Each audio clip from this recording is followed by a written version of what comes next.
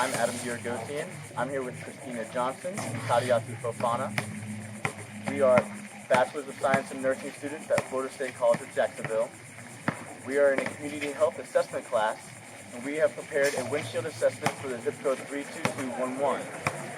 Our assessment features roadside safety and proper management of safety when walking home to and from school and in the area of your environment.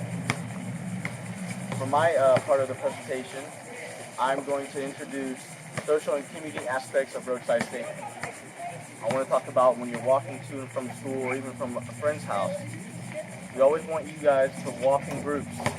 Walking in groups is going to help you deter anybody from coming up to you and asking you questions, and it's also going to provide safety. So if something happens, somebody can tell somebody. Another part of your social and communal aspect of safety I want you all to know is it's important to tell someone when you're leaving somewhere. If you're going to leave school and you're going to go home, you need to tell somebody, maybe your teacher, a friend, or a parent, when you're leaving and when you might return or either arrive at home. A good way to do this is by having a cell phone, an emergency cell phone. Emergency cell phones are good because you can call your parents and tell them, "Hi, Mom. Hi, Father. I'm coming home from school, and I'm going to come home in about 30 minutes. That way, they know that you're going to be there and that you're safe. You should also notify them when you get home. Call them and let them know, "Hi, Mom, I got home safe, and I'm going to be doing my homework." That way, she knows and she doesn't have to worry about you. Another good thing to have is a neighbor. Maybe you don't have a cell phone. Maybe you can't get inside. Maybe you forgot your key. Having a neighbor that might have a key or ability to let you inside and hang out and do some homework until your mom comes is a good idea also. That way, if anything, an emergency happens, you have backup plans. So, do you guys remember what I said about walking home? Yeah. What should you do? How should you walk in home? Walk with who? You walk with a friend or your stuff, and make sure you call your parents to make sure that they don't have to worry. That's right. We walk in groups, as he said, and then you're also going to make sure that you tell somebody when you're leaving and when you're going to be home. Maybe use your cell phone or tell a teacher. That's good. So the next aspect we are going to introduce is Krystyna Johnson. So I did mine on stranger danger. Does anybody know what stranger danger means? What's that? Means that there's probably bad things happening. Well, there's bad things on the internet, but what if a stranger walks up to you? What could he do? He can snatch you or kidnap you. Absolutely. Did you know that most children get kidnapped on the way to school, walking to school, or walking home from school, or walking to school activities? That's when it happens. You got to be very, very careful. And I'm going to tell you 4 ways to be very careful about this so that you're not what we call abducted or kidnapped. And the first thing is always take the same way home. That way your parents know which route you take home, and if they went looking for you, they know which place to look for you at. If you take a shortcut, your parents aren't going to be able to find you, right?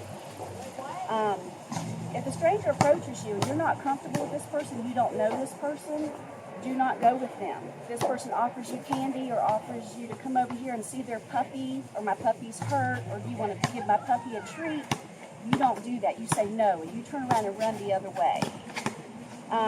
Now, if somebody actually grabs you, what do you think you should do? Kick them, scream, do whatever it takes to get somebody else's attention so that they know that you're in trouble. Very good. And there's also a good thing to do, too, is to make a code word with your parents, okay? And that way, if somebody comes to pick you up from school and you didn't know they were coming to pick you up, if you make a code word, you can say, "If you're here to pick me up, what's my mom and daddy's code word?" And if they don't give the right code word, do you go with them? No, absolutely. What if it's your auntie, but they don't even know you're planning? If you know that person is at your aunt, you're comfortable, that's fine. But they have to be on the list at school to make sure that you can be picked up by that person. But if you don't know this person, that's when your code word is going to come in handy. Okay? Let's see. I'll just ask you one question. I asked a bunch already. Should you take any different ways home from school, or should you always take the same way? Always.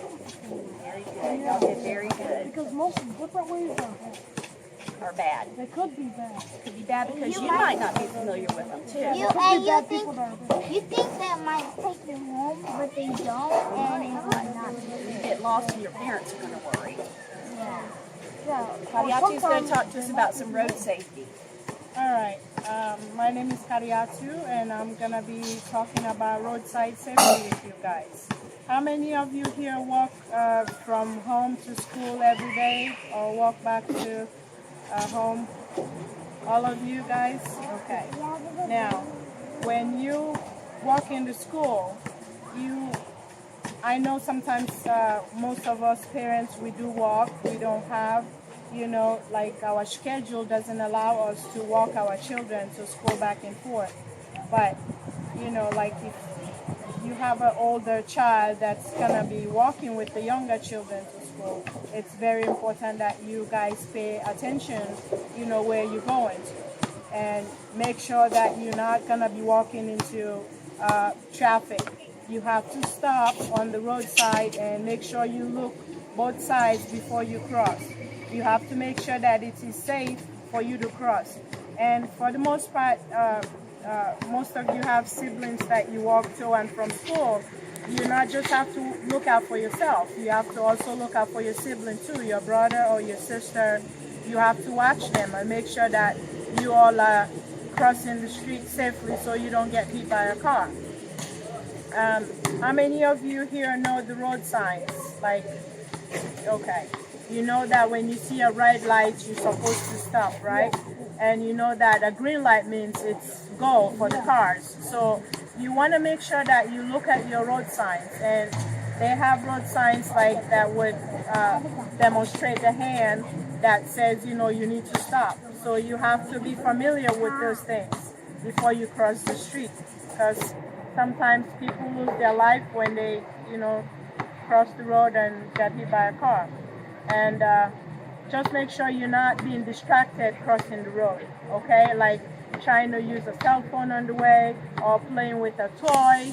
You have to be careful with those things. You have to keep all those things aside and just focus on where you're going until you get there, And if you have other friends that you walk with back and forth to school, you all have to make sure that you focus. That's your main concentration plan, that okay, I'm going to cross the street. I'm gonna make sure that I'm not gonna go into oncoming traffic so I don't get hit by a car. Do you guys have any questions for us? Okay. Okay. When you're crossing the street, does it matter which way you look? Yes, it does matter because you don't know where the car is coming from. You have to look both.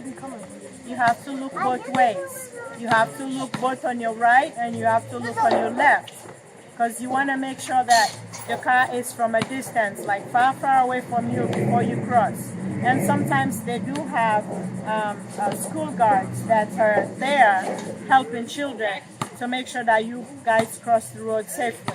So you have to always maybe stay by the school guard so they can tell you when to cross and when not to cross. And if your parents are home, sometimes, they should know to walk with you to school and not just leave you unsupervised.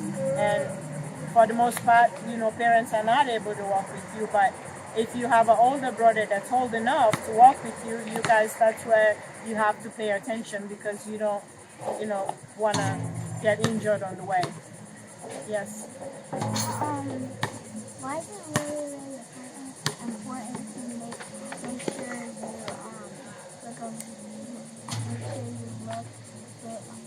you make sure when you're looking both sides of the car is important?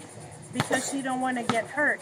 If you don't look and then you cross, there's a possibility that you could get hit by a car.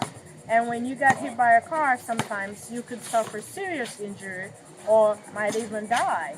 And when you die, you're not going to see your parents anymore. So we don't want that to happen to you.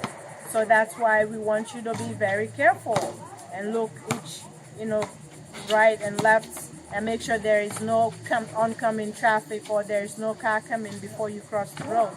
That's the reason why we are trying to stress about this. And knowing that this neighborhood, we have a lot of schools here where you guys walk to and from school. we want to give you guys this message to make sure that we help, with all that. Any other questions? Okay. Like, if you live in a bad neighborhood, is it okay to walk to school? Or you could walk to a safe neighborhood? Well, depending on, what neighborhood you live, plus, your parents should be the ones that are to supervise you guys, Your parents should be able to walk you to school. But if they're not able to walk you to school, how old are you? Okay, if you're 12 years old, you should be able to walk to school safely without getting in trouble. Groups of people. In groups of people. In groups of people. Just make sure you walk with groups of people. Walk with your friends. There's always safety in numbers. Yeah, Just think of numbers, right. okay? We appreciate y'all coming today. Okay? Does this presentation help any one of you knowing what you need to know to walk to school Like, I had to safely? know these things, but I forgot most of it. Okay.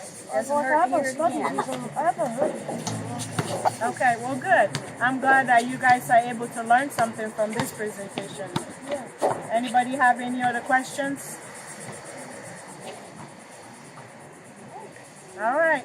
Well, thank you all for coming, Thank you very and we much hope for this listening. helps, okay? Thank you.